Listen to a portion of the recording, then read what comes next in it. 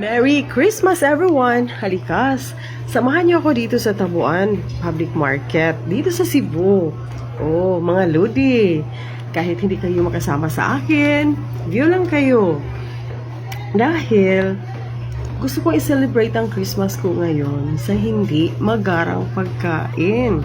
Dahil hindi rin naman magara ang bulsa ko. Kaya, yan lang ma-afford.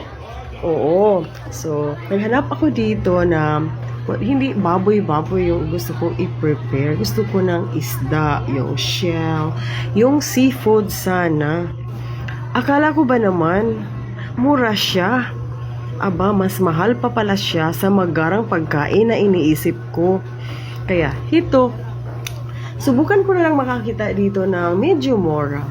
Yun lang ang gagawin ko this Christmas. Kasi, aside from hindi magara ang bulsa ko, yun lang talaga ang afford ko. Yun. So, iba ang Christmas preparation ko.